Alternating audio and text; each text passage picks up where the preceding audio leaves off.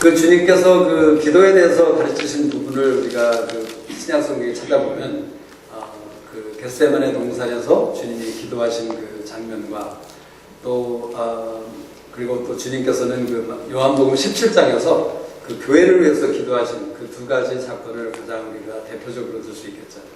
사실 그 두 가지 사건 외에는 주님이 구체적으로 기도한 내용은 별로 나타나지 않는 것 같습니다. 그래서 이 겟세마네 동산의 기도를 통해서 그 무엇을 정말 주님이 말씀하고 계시고 기도에 대해서 또 기도에 대해서 어떻게 기도하는 것인가, 어떻게 기도할 것인가, 이것에 대해서 오늘 이 저녁에 저희들에게 말씀해 주실 것을 기대합니다.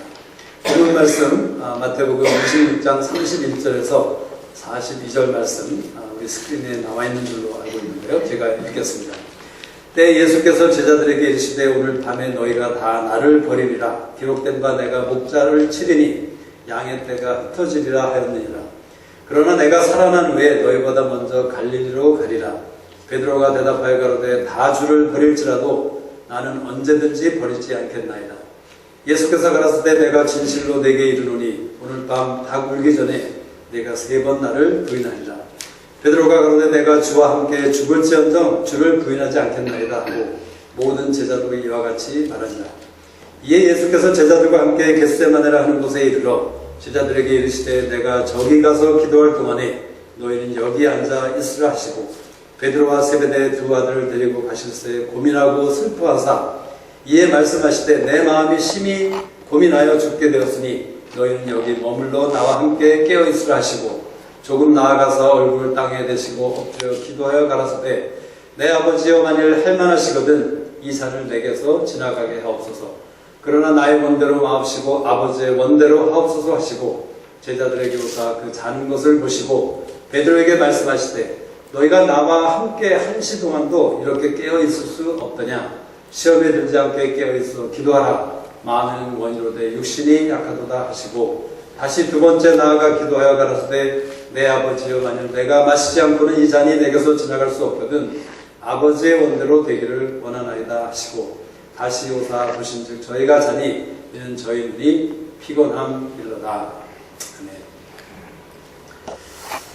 그 주님이 가르치신 그 말씀은 시험에 들지 않게 깨어 기도하라 하는 그 교훈이셨습니다. 시험에 들지 않게 깨어 기도하라. 과연 이것이 어떤 의미를 가지고 있는지 우리 각자에게 어떤 계시를 주시는지를 오늘 저녁에 말씀을 통해서 살펴보기를 원합니다. 이 말씀은 제자들에게 하신 말씀이지만 특별히 베드로라는 사람에게 하신 말씀을 우리가 중요하게 볼 수 있습니다. 왜냐하면 베드로라는 사람은 우리 모두가 그 베드로라는 사람과 뭔가 연결이 될 수 있는 내 자신이 그 베드로와 얼마나 그렇게 같은 모습을 가지고 있는 삶이라는 것을 우리 모두가 그렇게 연관시킬 수 있는 그런 삶이기 때문에 우리는 이것이 우리 자신에게 우리 각자에게 주님이 시험에 들지 않게 깨어 기도하라 하는 그런 말씀으로 우리 자신에게 적용할 필요가 있는 것이죠. 그 베드로라는 사람은 주님의 수제자였습니다. 물론 그가 고기 잡는 그 어부였다가 주님의 수제자가 되어서 주님과 3년 동안 그 공동체 생활을 하면서 주님의 수제자로 가장 두각을 나타내게 된 그런 사람이었죠. 근데 우리가 알다시피 이 베드로는 참 직선적인 사람이었고 솔직한 사람이었습니다. 소위 영어로는 다른 어떤 그런 쓸데없는 말이나 쓸데없는 행동을 할 필요가 없는 아주 직선적인 그러한 사람이었습니다. 그래서 베드로는 그 주님께서 이제 이제 십자가 달려서 죽을 것이고 3일 만에 다시 살아날 것이다 라는 그런 말씀을 제자들에게 말씀드려 주셨을 때 이 베드로가 뭐라고 하냐면 내가 주와 함께 죽을지언정 또 다른 사람들은 다 주님을 떠나 버릴지언정 나는 주님을 절대 버리지 않겠습니다 하는 그런 담대하게 용감한 그런 고백을 했던 사람이죠. 사실 우리의 삶 가운데도 간혹 이런 사람들이 있는 것을 보게 됩니다. 어쩌면 자기의 간을 다 빼어서 줄 수 있는 그런 사람처럼 그런 표현을 하고 그런 말을 하는 사람들을 종종 보게 되죠. 어쩌면 그런 사람이 우리 자신이 될 수도 있는 것입니다. 우리가 교회나 특별히 교회의 어떤 지도자들에게 우리가 교회 안에서 믿음 생활을 할 때에 간혹 우리는 하나님의 생각이 아닌 나의 생각 가운데 내 목숨과 내 간이라도 다 쓸개라도 다 떼어서 그 목사님에게 또는 지도자에게 줄 것처럼 그런 고백과 그런 허튼 소리를 할 때가 있다는 것이에요. 저에게도 우리 장목장의 사역에도 그런 어떤 자매님이 한 분 계셨었습니다. 어떤 자매님이 하루는 저에게 와서 하나님께서 본인에게 그런 마음을 주셨다고 하면서 자기가 가지고 있는 어떤 땅 문서를 저에게 주겠다고, 우리에게 드리겠다고 하는 그런 마음을 고백했죠. 근데 제가 다행히 그 자매님을 보았을 때 아직까지 그 하나님 안에서 굉장히 그 임모추어한 그런 모습을 가지셨던 분이었기 때문에 제가 그것에 대해서 거절을 했습니다.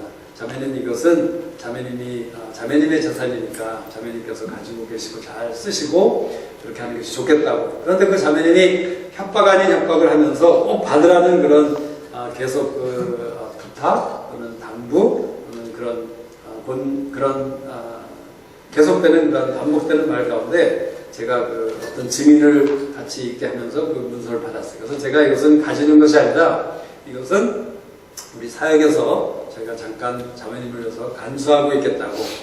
그 자매님의 말씀은 하나님께서 자기에게 그런 마음을 주셨다는 거죠. 이 사역을 위해서 또 형제님과 우리 자매님을 위해서 자기를 정말 그 자매님의 일생을 같이 사용하라는 그런 마음을 주셨다는 것이죠. 근데 저에게는 분명히 그것이 하나님이 주신 마음이 아니라는 것을 제가 깨달을 수 있었던 것이죠. 그래서 정말 몇 달 있다가 그 자매님이 한국에 갔다가 다시 돌아오셨는데 저에게 와서 곤란해 하시면서 그만 눈치를 보니까 그 땅 문서를 다시 달라는 것이었어요. 그래서 제가 잘됐다. 너무나도 제가 그것을 맡고 있는 것이 너무나도 부담스러웠는데 제가 그것에 대해서 다시 돌려주었던 그런 기억이 납니다. 그래서 저는 그 자매님의 이야기가 참 무서운 얘기고 어쩌면 참 한심한 얘기인지도 모르지만 우리 안에 베드로와 같은 모습을 가지고 있는 우리 모두 안에도 이런 실수와 이런 연약함을 가질 수 있는 우리의 모습인 것을 생각해 볼 필요가 있다는 것이죠. 우리가 어떤 감정 가운데 또는 어떤 상황 가운데서 어떤 사람들이 모인 곳에서 때로는 우리가 하나님께, 주님께 또는 교회를 위해서 이러저러한 헌신을 하겠다는 그런 약속을 할 수가 있다는 것이에요. 근데 우리가 그런 베드로는 사실 제가 생각해 볼 때는 베드로가 주님을 사랑하지 않았겠습니까? 베드로는 분명히 어쩌면 그 어떤 제자들보다도 주님을 사랑했던 사람인 것을 저는 분명히 생각할 수 있다고 생각해요. 그리고 베드로는 정말 주님을 위해서 죽을 각오가 되어 있었던 사람이라고 생각합니다. 물론 그는 주님이 말씀하신 대로 그 날이 밝기 전에 3번 주님을 배반하고 부인할 수밖에 없었던 그런 인간적인 연약함을 나타낼 수밖에 없었던 사람이었지만 그의 원래의 의도, 원래 속마음의 그 생각은 주님을 위해서 주님을 얼마나 어떻게 사랑하는지 주님을 위해서 목숨을 바칠 수 있는 그런 각오가 되어 있었던 사람인 것으로 생각해요. 근데 왜 베드로는 그러한 실패를 했을까? 왜 그 베드로는 창피하게도 어리석게도 그런 말을 해가지고 이렇게 정말 모든 사람들에게 정말 그 베드로의 이름을 입에 담을 수밖에 없는 그런 사람이 되었을까? 우리가 생각해 볼 필요가 있는 것이죠. 그런데 주님께서는 그 이유를 깨어 기도하지 않았기 때문이라고 말씀하고 있는 것이에요. 이 겟세마네 동산에서 주님께서 그 베드로에게 말씀하시되 너희가 나와 함께 1시 동안도 이렇게 깨어 있을 수 없더냐?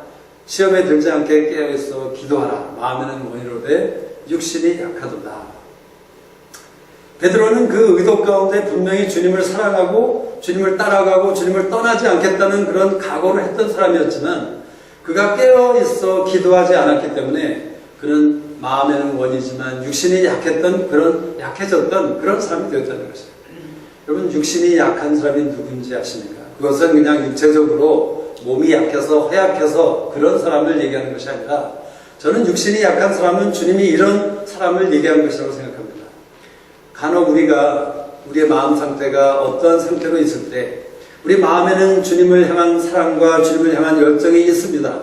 그렇지만 우리가 깨어 기도하지 않을 때 주님이 말씀하셨던 그 육신이 약한 사람은 이상하게 어떤 상황들이 어떤 형편들이 우리 안에 사건들이 일어나게 되는 것이죠. 그래서 내가 주님을 위해서 그 어떤 집회에 가려고 했는데 내가 주님을 위해서 어떤 그 사역 가운데 꼭 있어야겠다고 작정을 했었는데 또는 주님을 위해서 무엇인가를 드려야겠다고 생각을 했었는데 나에게 어떤 상황이나 사건이나 어떤 사람이 오게 되거나 이런 여러 가지 핑계거리가 생기면서 우리가 그 주님의 일에 참석하지 못하게 되고 주님의 일을 행하지 못하는 그런 사람이 되어버린다는 것이에요.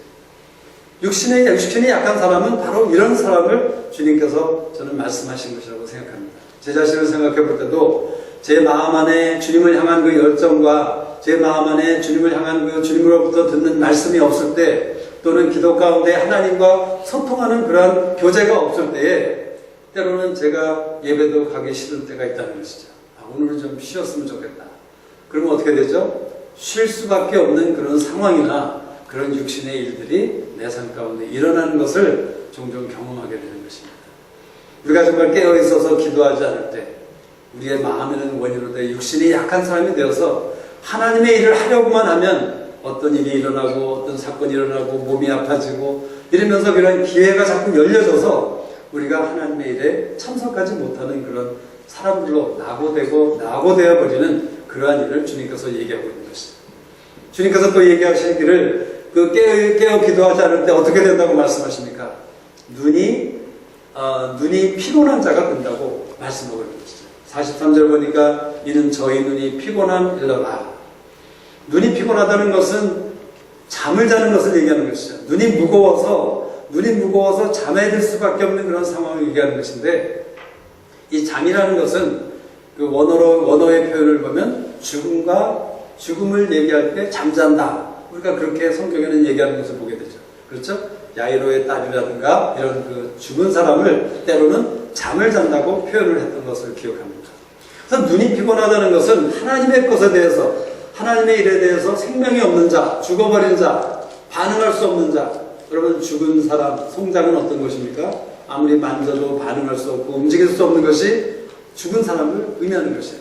눈이 피곤한 자라는 것은 깨어있어 기도하지 않을 때 우리의 눈이 피곤해지고 우리는 마치 죽은 사람과 같이 되어서 하나님의 것에 대해서, 하나님의 일에 대해서 전혀 반응할 수 없는, 분별할 수 없는 그런 사람이 되어버린다는 것이죠.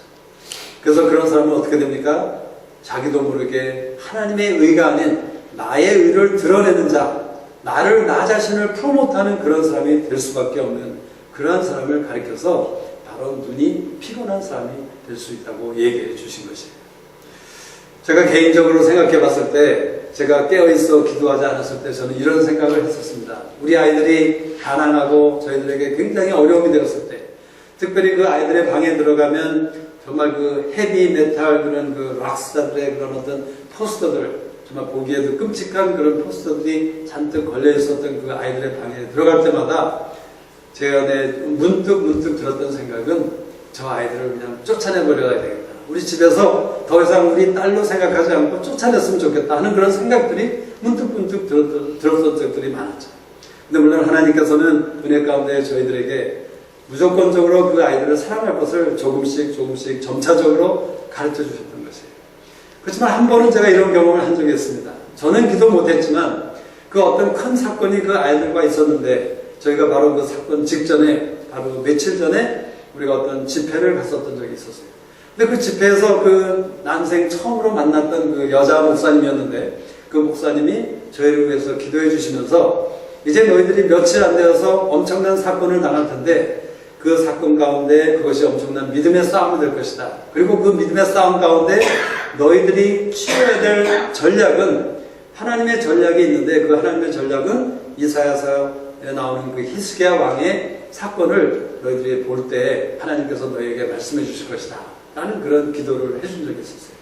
그래서 저희가 집에 와서 그 이사야서 30장, 31장 그 히스기야 왕과 아수르 왕의 그런 대화와 그 랍사게의 그런 대화를 기록한 그 대목을 제가 보면서 그 대목에서 한 가지 저희들에게 분명하게 말씀해 주신 것이 있었죠. 그 랍사게의 하나님을 여호와를 회방하고 이스라엘 백성들을 모독하고 하나님의 이름을 모독하는 그 랍사게의 모든 잘못된 말들에 대해서 박맥들과 백성들이 어떻게 할까요? 왕이요? 라고 물었을 때 히스기야 왕이 잠잠하라고, 아무 말도 대답하지 말라고 했던 그 대목을 제가 보게 되면서 이것이다.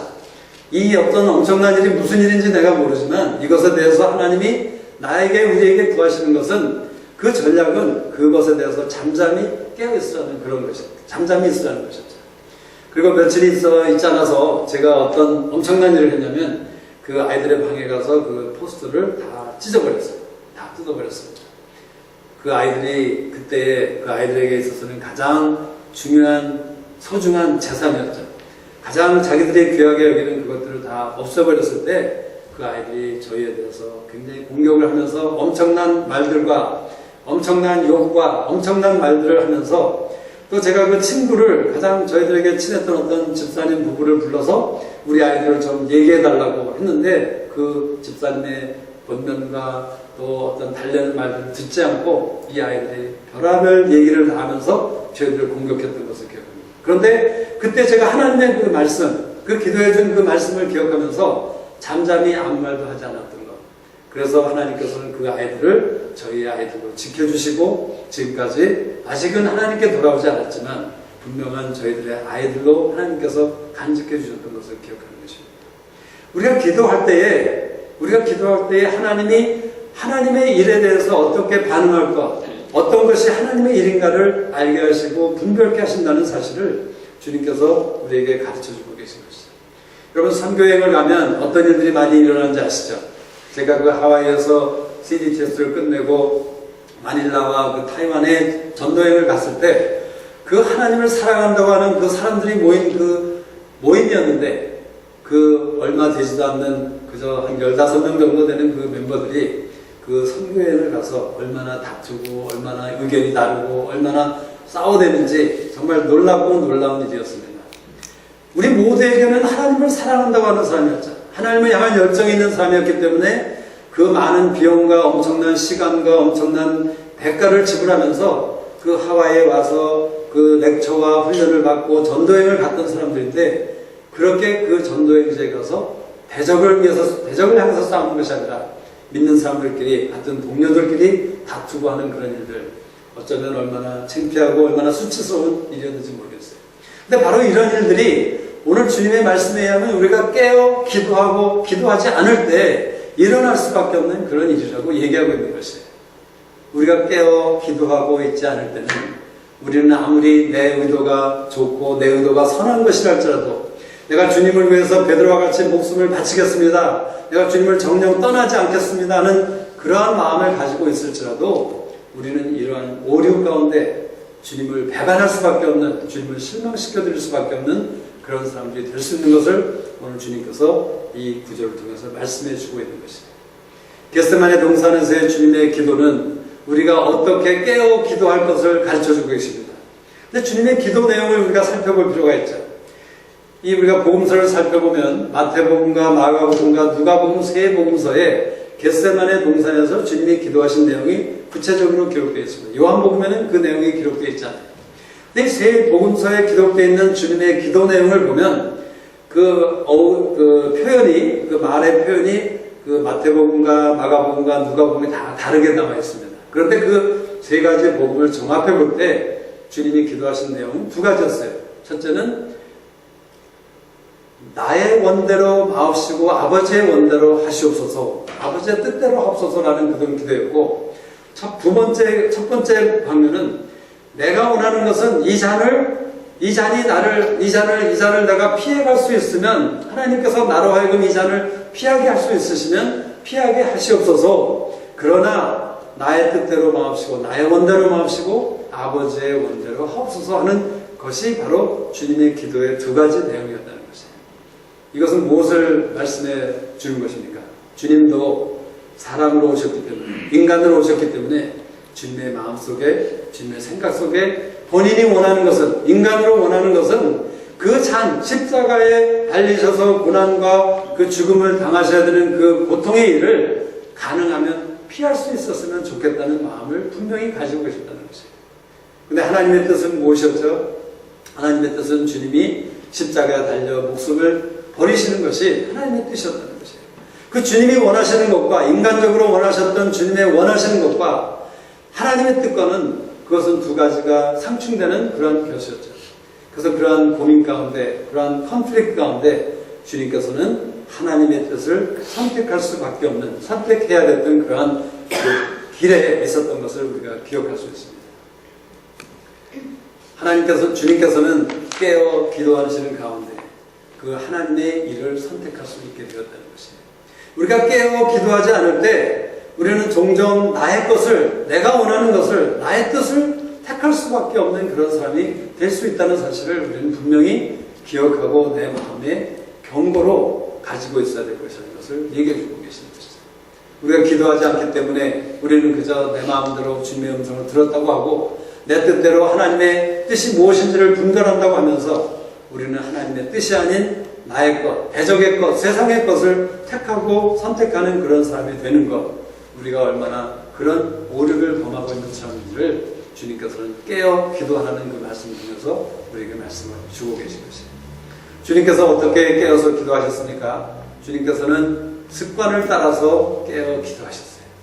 이 말씀에 보면 그 감람산에 주님께서는 습관을 따라 그 감람산에 종종 가셨다는 사실을 우리가 분명히 볼 수 있는 것입니다.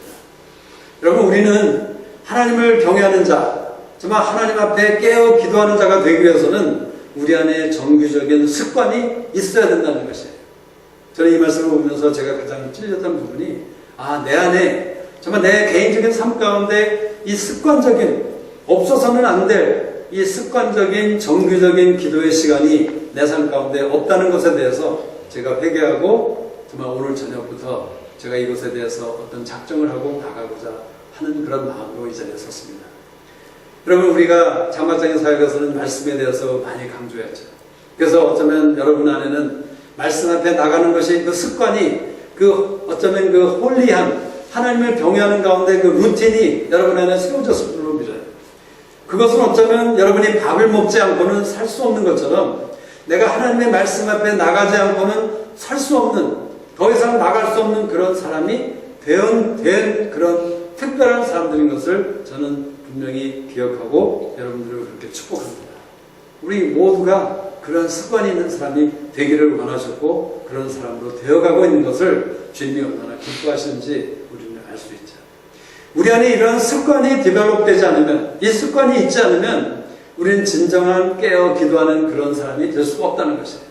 우리가 어떤 특별한 오케이전과 부활절에만 또는 고난절에만 특별한 시간에만 기도하는 것이 아니라 얼마나 많은 믿음의 사람들이 주님을 위시해서 그 습관을 따라서 기도하는 그런 사람들이었는지 우리 너무나 잘 알지 않습니까? 베드로와 요한이 제9시 기도하는 시간에 그들에게 기도하는 시간이 9시라는 오후 3시쯤이라는 그 시간이 정해져 있었다는 것이에요. 주님도 습관을 따라서 겟세마네 동산에 올라가셔서 기도하셨던 것, 우리 모두 안에 이러한 디벨롭된, 개발된, 어쩌면 트레이닝 가운데 많은 대가를 지불하고 훈련된 가운데 우리 안에 세워지는 그 루틴이, 기도의 습관이 우리 안에 있어야 될 것을 오늘 이 저녁에 우리 모두에게 말씀하신다고 합니다. 여러분의 삶 가운데 이 기도의 습관이 없다면, 또는 말씀 앞에 나가는 그런 습관이 아직도 없다면 우리는 정말 이것에 대해서 회개하고 하나님 앞에 나가야 될 것이 아닌가 하는 생각을 가지고 여러분 앞에 말씀을 드립니다. 두 번째로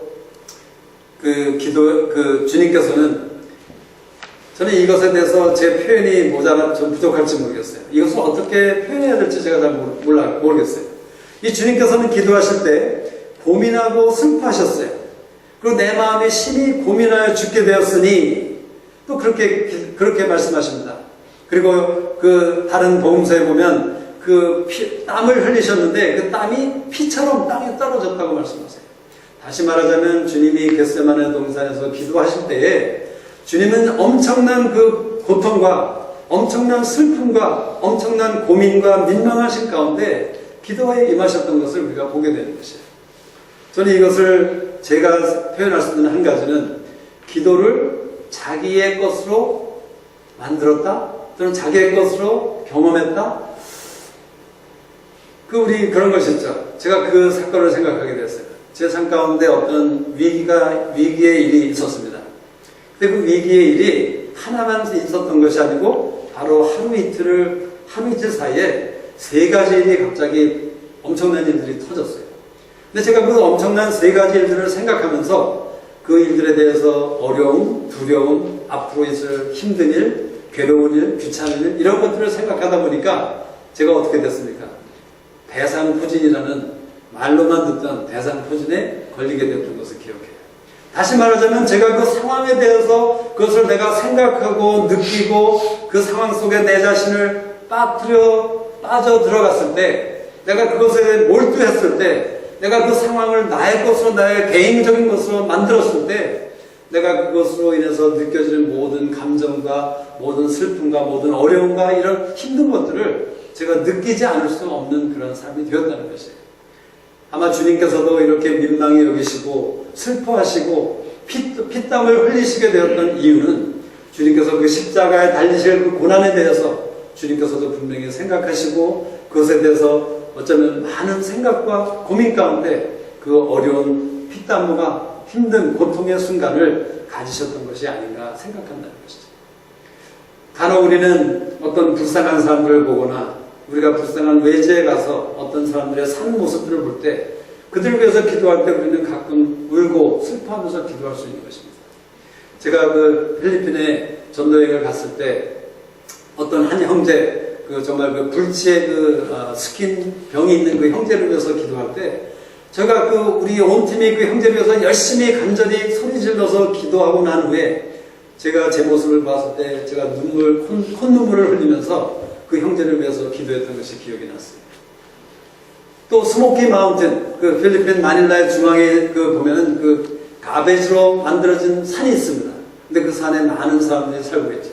그 산에 살고 있는 그 빈민들, 가난한 사람들을 보면서 그리고 그 땅을 위해서 그 가장 높은 스모키 마운틴 높은 곳에 올라가서 그 땅을 위해서 기도할 때 제가 눈물을 흘리면서 기도했던 적이 있어요.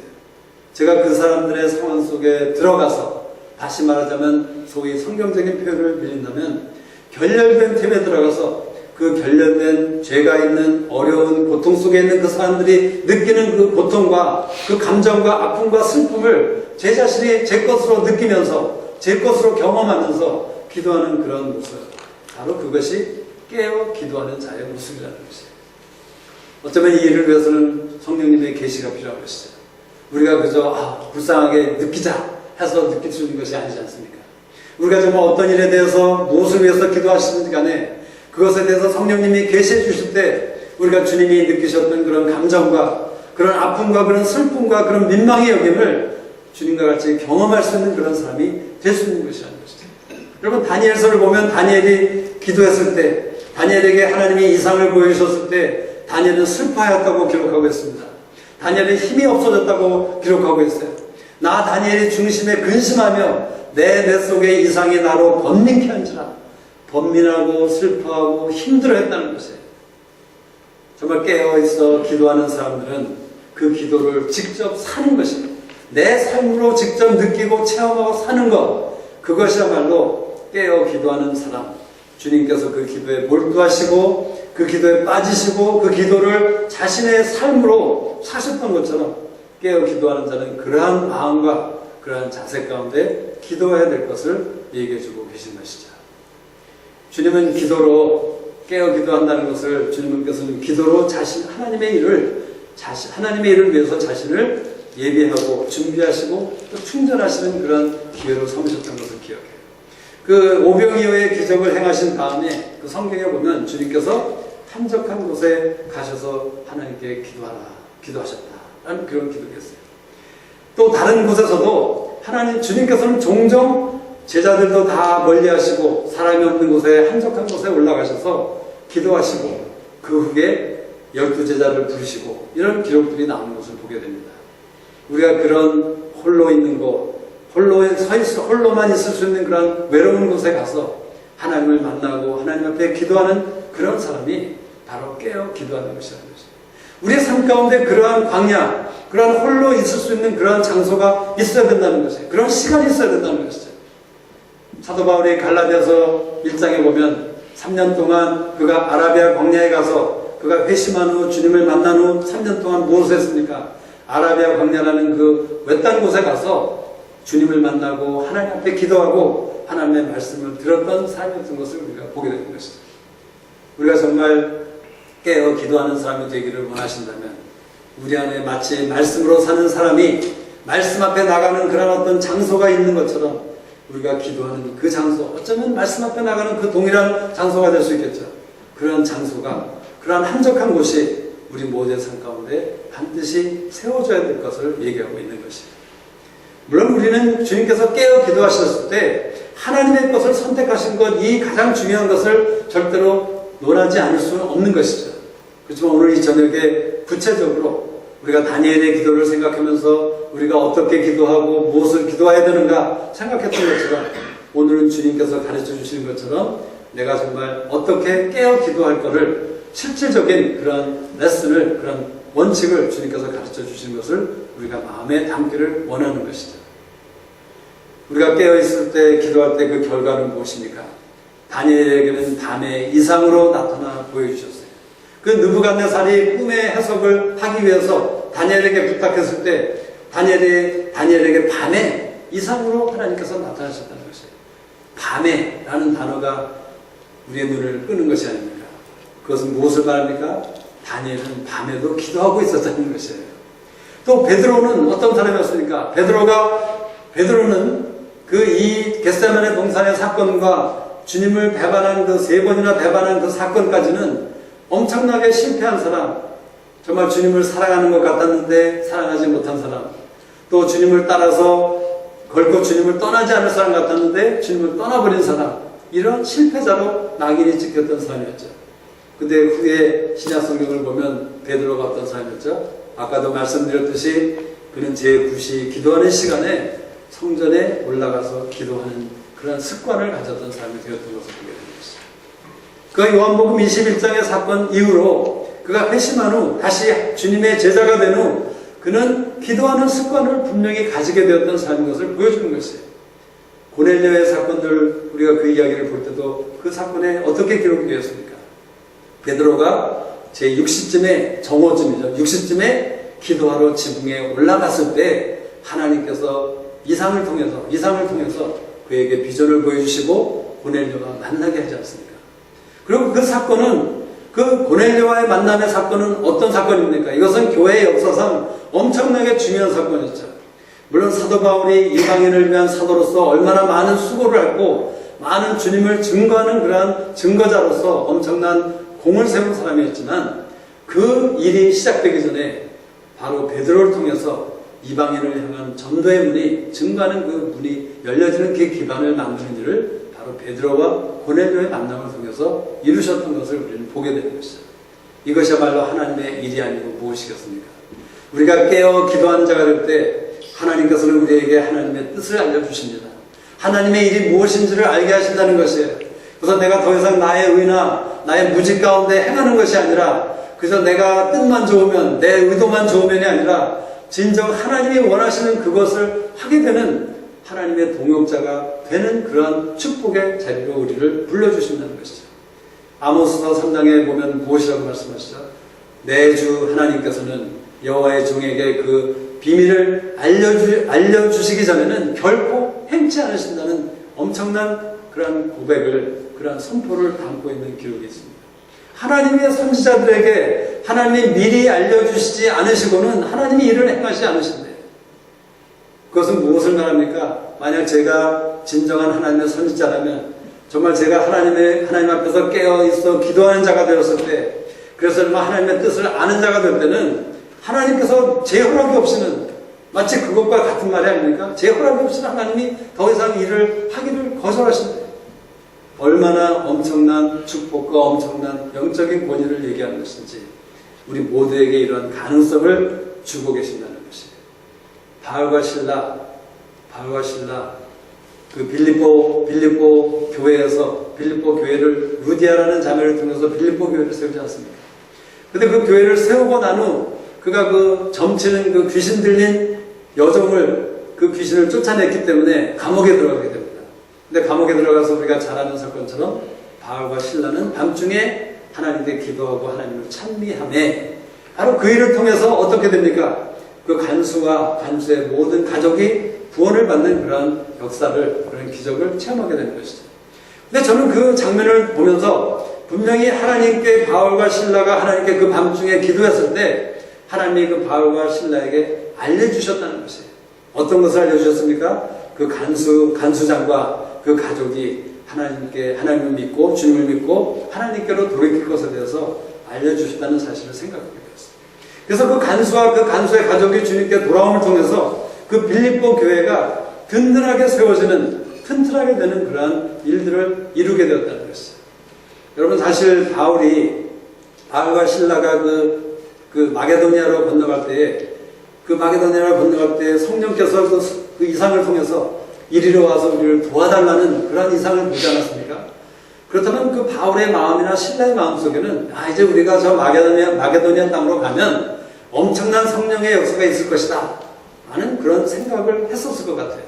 근데 실제적으로는 그 바울이 그곳에서 수일 동안을 유하고 아무 일도 하지 않았어요. 그리고 고작해서 루디아라는 어떤 여자들 가운데서 얘기하다가 루디아라는 여자 한 사람을 그 빌립보 교회의 첫 번째 신도로 맡게 된 것이에요. 무슨 특별하게 수많은 사람들이 주님께로 돌아온 역사가 없었습니다. 그리고 그 다음에 일어났던 일이 바로 간수장과 그 집안이 구원을 받는 그런 사건이었죠. 그렇지만 그 사건을 통해서 하나님께서는 빌립보 교회를 든든히 세우셨을 뿐 아니라 그 빌립보 교회는 나중에 어떤 교회가 됩니까? 예루살렘 교회를 위해서 큰 부조를 하게 되는 그 고린도 교회와 비교하면 고린도 교회는 얼마나 바울이 사랑하고 얼마나 많은 헌신과 수고를 했던 그런 교회였지만 그 고린도 교회는 많은 분란과 많은 문제로 인해서 오히려 바울을 공격하는 그러한 일들이 있었던 골칫거리였던 교회가 된 반면에 이 빌립보 교회는 정말 바울에게와 많은 다른 교회들에게 축복이 되었던 교회가 되었던 것입니다. 그래서 바울과 신라가 옥에서 나와서 그 사도행전 말씀을 보면 무엇을 했는지 아십니까? 루디아의 집에 들어가서 형제들을 위로하고 다시 다른 곳으로 떠나갔다라고 기록하고 있는 것입니다. 여러분, 바울과 신라는 지금 방금 옥에서 나온 사람입니다. 수십 대의 태형을 맞고 죽을 뻔했던 사람이었다는 것이죠. 근데 그런 사람이 빌립보 교회에 가서 루디아의 집에 가서 다른 사람을 위로하고 딴 곳으로 갔대. 위로를 받아도 당연한 그런 상황인데 오히려 위로를 줄 수 있는 그런 사람이 된 것, 바로 하나님 앞에 깨어 기도하는 자였다는 것이죠. 제일 놀라운 것은 베드로에게 있었던 변화라는 것이죠. 요한복음 21장에서 주님께서 베드로에게 3번 물어보지 않습니까? 베드로야, 내가 이것들보다 나를 더 사랑하느냐? 내가 나를 사랑하느냐? 내가 나를 사랑하느냐? 3번 물으셨어요. 그래서 이 사건을 통해서 주님은 베드로에게 어떤 사람이 되게 하신 것입니까? 베드로가 원래 그 깨어 기도하기 전에 실패할 수밖에 없었던 그런 베드로를 진정 주님을 사랑하는 그런 사도로 변화시켰던 일을 이루신 것이에요. 그리고 정말 베드로는 그 사건 이후로 기도하는 습관을 가지게 되었고 깨어 기도하는 사람이 되었고 그는 그 기도에 몰두하고 기도를 자기의 것으로 만든 그런 사람이 되었기 때문에 그는 진정 주님을 사랑하는 그러한 사도가 되었다는 것을 우리가 분명히 아는 것이라는 것이죠. 그것뿐입니까? 베드로는 자기의 그 실패 가운데 고백을 했었죠. 내가 주를 위해서 내 목숨을 아끼지 않겠습니다. 다른 사람은 다 몰라도 나는 주님 위해서 죽을 각오가 되었습니다. 라고 그렇게 당당하게 고백을 했었고 실패했던 베드로였지만 요한복음 21장 사건 이후로 주님께서는 그에게 그가 어떻게 죽을지에 대해서 말씀하셨던 것, 바로 전설에 의하면 베드로는 십자가에 거꾸로 매달려서 죽었다고 그렇게 우리는 알고 있습니다. 그 베드로는 정말 주님을 위해서 자기 목숨을 드릴 수 있는 그런 사람이 되었다는 것이에요. 어떻게 해요? 깨어 기도하는 사람이 되었을 때. 그래서 우리 모두에게 도전하시고 우리 모두에게 격려하시는, 그리고 우리 모두에게 반드시 있어야 될 그러한 변화, 그것은 깨어 기도하는 자가 되는 것. 그래서 정말 우리가 주님의 일 가운데 주님의 뜻이 무엇이고 주님의 일이 어떤 것인지를 분별하게 되는 가운데 우리가 정말 그 주님의 그 일을 하는 데에 동역자가 되는 그러한 사람으로 부르심을 받는 사람들이 되는 것을 주님께서 오늘 이제는 게 우리 모두에게 원하신다고 믿습니다.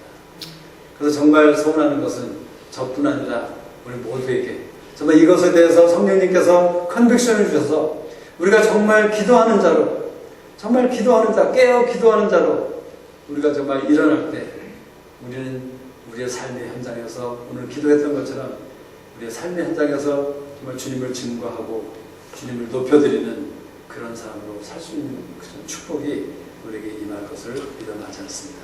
잠깐 같이 저녁 기도하겠습니다.